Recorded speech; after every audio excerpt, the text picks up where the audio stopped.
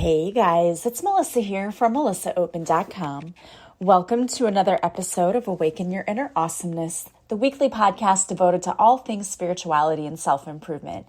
I am so delighted you're here with me today. Today I'm going to be talking about how to live more authentically and how to be your truest self.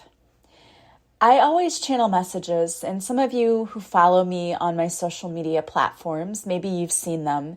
I do readings for the collective on TikTok and on YouTube, and also on my Facebook and Instagram channels. And when I do channeling, I always ask the universe, what message do you want the collective to have? What is it that the collective needs to know right now? And so as I sat down to think about what I was going to record for the podcast this week, I asked the same question. What do people really need to know? And what came out was being authentic. That many of us are wearing a mask in the world, or we feel like we're not being seen. And that can be super frustrating.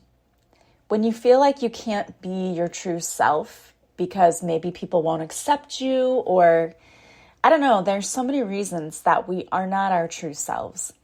I think for many people, we've just gotten used to blending in with the whole world, and it's safer for us to not be seen, but that isn't what we're supposed to be doing. We didn't come here to blend into the wall, to not be noticed, and it doesn't mean that you necessarily have to be in the spotlight.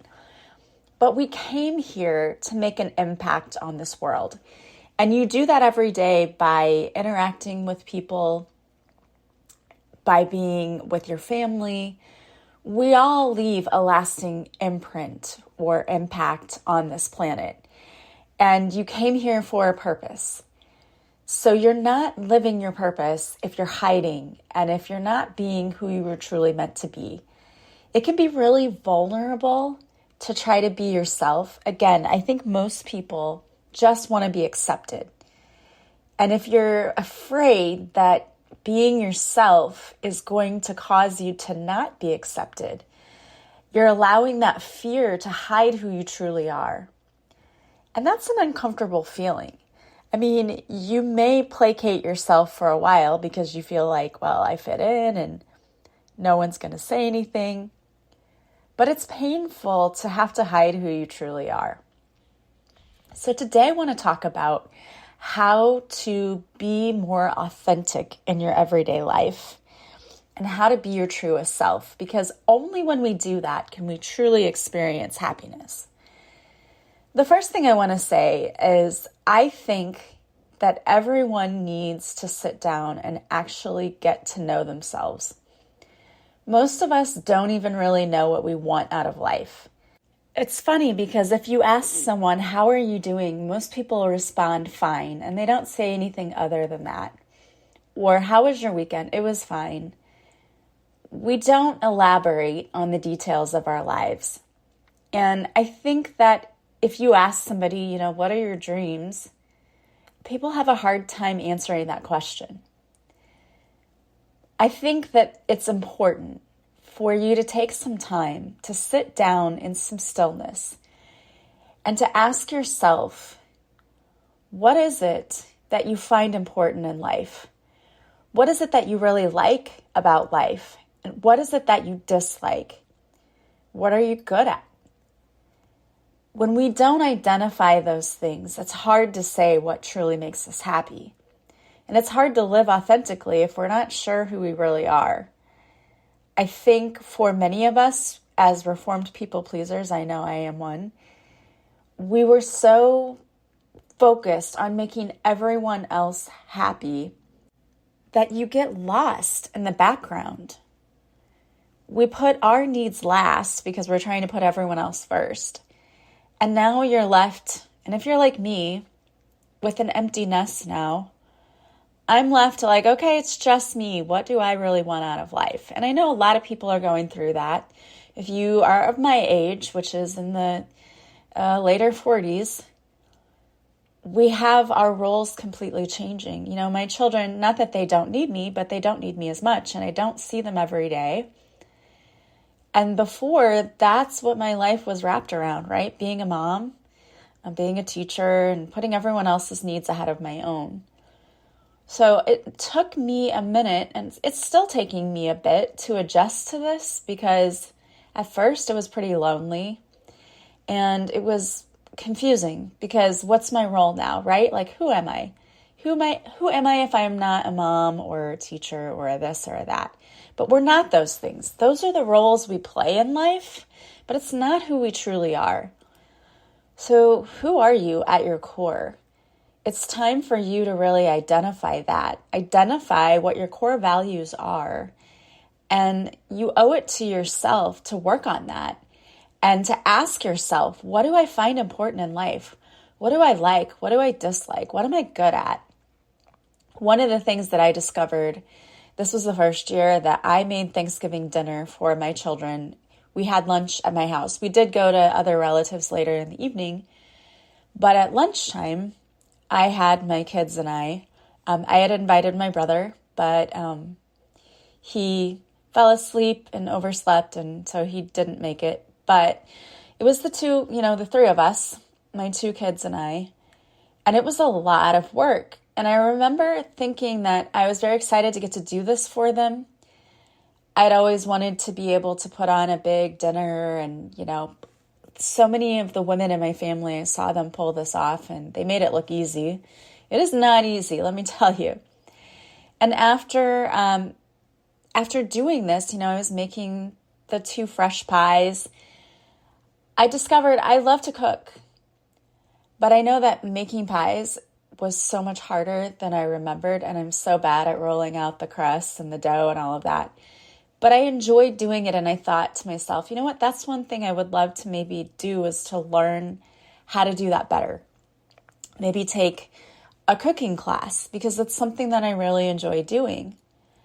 But we don't know what it is that we enjoy unless we put ourselves out there and try new things, right? I could have just said, we're going to go to our friend's house for dinner and I'm not going to mess with lunch and I'm not going to do it. But I really wanted to put this together.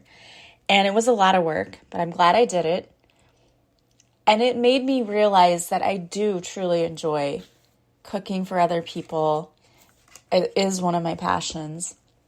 I was one of those people that had a subscription to the Food Network magazine, and I watched all of the shows when it first came out. I remember being a kid and watching Channel 9 and watching the Frugal Gourmet and then Yan Can Cook. I used to watch those shows, and it interested me even back then. But I had kind of forgotten about it, this passion that I had for trying new recipes and trying new things.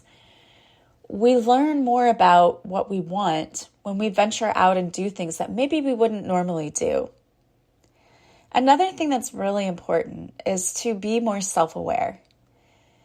Understanding who you are and how others perceive you will help you to know, how vulnerable you can be with people. Unfortunately, there's a saying not everyone wants the best for you, and that's true. And so it is a lesson in learning who to be vulnerable to and who not to be vulnerable to or with. And unfortunately, sometimes your family members are the ones who are the worst to be vulnerable with. If you followed me for a while, you know that my brother has had a really hard time after my mom's passing. And we were once really close. And that's not the case anymore. So at one time I would have opened up to my brother and really talked to him, and now I don't feel that way. I don't feel like I could. But on the other hand, I know that I really could talk to my sister and I could tell her things. So it's also important to understand who's in your corner and who you have to talk to know your support team, because they help you to be able to open up and to be more authentic. Another tool that helps us when we're wanting to be more authentic is mindfulness. Mindfulness practices are so good because for many of us, if you're not being authentic, it could be that maybe you don't have this self-worth. Maybe you've always seen yourself as not worthy of other people's time or attention or affection. And that simply is not true. Everyone is worthy of that. But along the way, we take cues from others that tell us things that maybe are not necessarily true, but we take it as our truth. Now, it's important to practice mindfulness. I love doing affirmations and guided meditations and being able to identify, okay, where do I feel the most vulnerable? Where do I feel like I just don't feel successful in this area of my life? Really looking at that and being able to examine why you feel that way. And is there any way that you can make improvements in that area? And even just improving a little bit makes you feel amazing and so accomplished. I am not a handy person at all. And when things break around my house, I get so frustrated because I don't know what I'm doing. But lately, I have learned so much from YouTube, right? If something breaks, I go and check out a YouTube video to figure out how to fix it. And it makes me feel really accomplished when I'm able to do that. And of course, I can't do that every single time. Some things are way more complicated, and I need to hire somebody to do it. But there have been a lot of things that I've been able to fix myself just because I ventured out there, watched the video, and then thought, okay, I think I can do this. And I would never have thought that that would have been the case. So putting yourself out there, I have people say to me all the time, like, oh, you're doing this and you're doing that. And I would never have the courage. Well, I might not have necessarily had the courage originally either. But I've been working on my mindfulness. I've been working on self-love, self-care. It's a journey that I've been on for a long time. And it's through that journey of self-discovery that I've learned that if something scares me, it means that I am supposed to be trying to tackle that. Fear is often a trigger for us.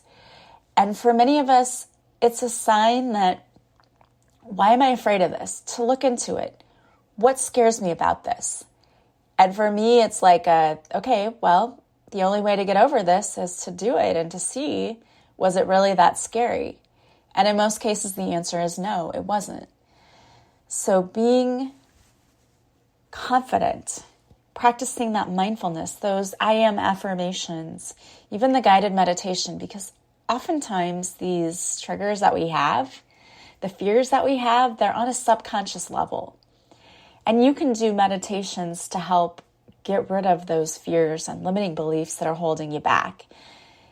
I think a lot of times things happen to us as kids that we don't remember, but our subconscious remembered it. And so if there's some sort of phobia or something that is plaguing you, it's very possible that something happened to you when you were younger and you just don't remember it. That's why meditation is such a great tool, because it can unlock things that are deep within your subconscious to work on the healing. We don't unlock it so it can torture us. We unlock those things so that we can heal it, process it, and work through it. It's really important to process your emotions. Oftentimes, when we're not being authentic, we can hold on to resentments and a lot of other negative, low vibe energies and emotions because it doesn't feel good when we're not being authentic. And this is another thing that goes along with being vulnerable, but it's speaking your truth and setting boundaries for yourself. There's so many times when we want to please others that we say yes to things that really drain us and drain our energy. And I've just gotten to a place in my life where I just say no. And I set boundaries. And I used to worry what other people would think. And here's an example. When the bell rings and school is over, I wait the 10 minutes we're supposed to wait there and I leave. Because grading and things, if I need to do that, I can do it from home. And I'm not going to stay after and stay for hours. And I know there's a lot of teachers who do that. But my time is valuable. And I've set that boundary for a reason. Now, I do get to school an hour before we're supposed to be there.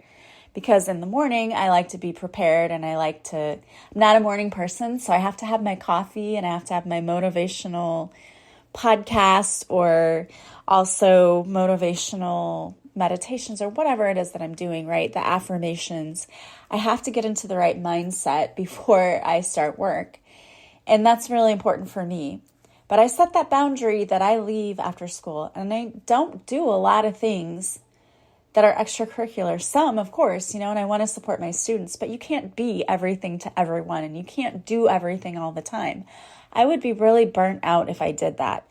And I know that admin, usually they want you to go to the sporting events and go to this and go to the plays, go do this, go do that.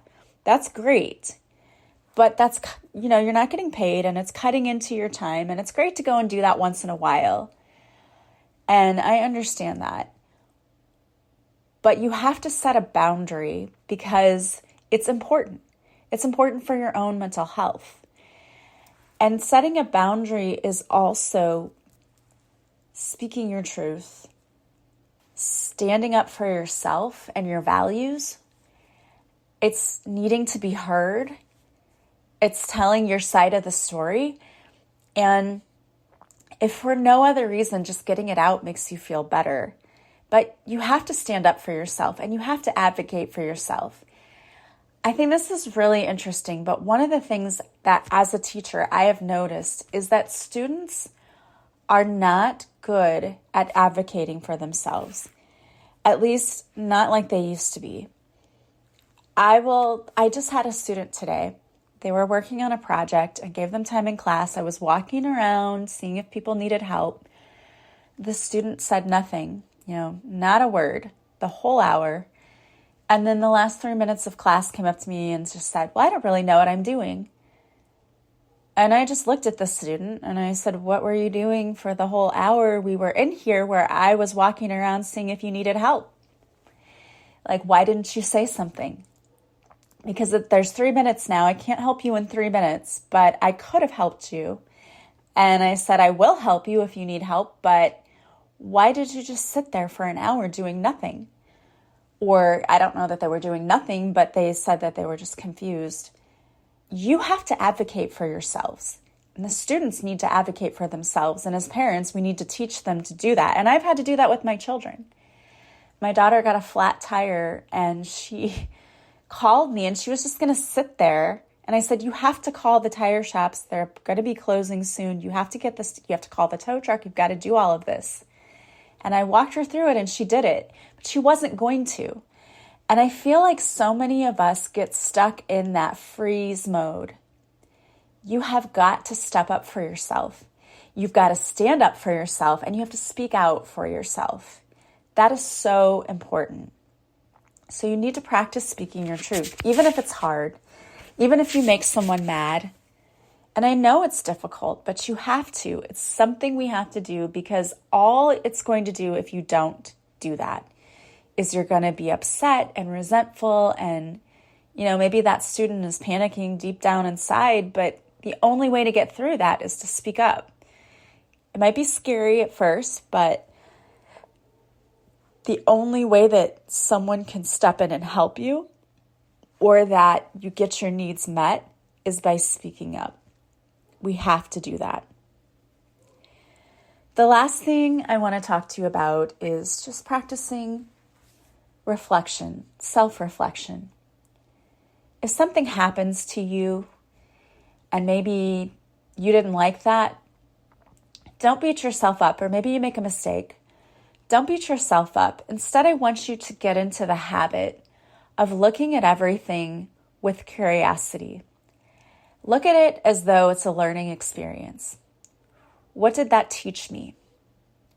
Do I need to do something differently next time? How can that be better? Stop beating yourself up for not being perfect, because no one's perfect. And when you make a mistake, well, good. You've done what you were supposed to, because that is teaching you something. Your job is to figure out what it taught you. It's okay to make a mistake. What's not okay is to keep doing the same thing over and over and over again and not learning from it. So when that happens, when you make a mistake, and you will, and so will I, ask yourself, what did that teach me? What did I learn from that? Can I do something differently next time? Be really honest with yourself, because being true and being authentic means that You take responsibility for what's yours. We all make mistakes, and it's okay. But get really real with yourself. Why did you make that mistake? And is it something that you can fix in the future? And if it's not something you can change now, let it go, but be reflective and look at how that might change in the future. How could that be different? How could I have done that differently in the future? Well, I wanted to pull some cards for you just to give you some additional messages. And of course, you can't make this up. They all line up perfectly. The first card that came out, and I used Angela Rose's deck, was be brave and step into your courage. It takes a lot of courage to try something new and to trust in yourself. What makes you feel courageous? What are you wanting to try or to do? Trust in yourself and ask yourself, what is the next brave step you can take? And the mantra that goes with this card that you can say to yourself is, I am brave, I am courageous, and I step fully into my power and trust myself. And then you have wild you. So these cards, the way they're coming out, tells me that some of you are tired of just being and living the way you're living, just a boring existence, right? Isn't there more out there? Yes, there is. Yes, there is. The card that came out is wild you. Are you wanting to express yourself? Throw down your hair, move your body? There is within all an inner wise and feminine leader wanting to unleash herself. How did you express yourself as a child? Connect back to your inner wise, feminine, intuitive self. How would it feel to express yourself? What do you do that feels free and soulful? Can you do this today? And the mantra that goes with this card is, it is safe to express myself. And then you have honor your feelings. How have you been feeling? Are you telling yourself you should or shouldn't be feeling a certain way? Feelings are like visitors. They come and go. When we hold our feelings in, the energy can get stuck in our body, and it manifests as physical pain. You have a right to feel how you feel. Honor the feeling. Take a deep breath and release. Allow yourself to be with the emotion you feel. Breathe into it. Truly experience it. It will pass. And the mantra that goes with this card is, today I feel blank, and I honor that. The next card we have is be bold. Stand in your power. Your time to shine is now, and it has to start with you. Now is your time to take your life in your hands and be who you are ready to step into. Who is the person you want to be? Show up as her now. How does the person you want to be show up in her life? Create a vision board or journal how you want your life to be. Now show up as her. The mantra that goes with this card is, today I stand confidently and boldly in my power. I love vision boards. They're such a great way to really get into the feeling of what would my life look like if I could have anything I want.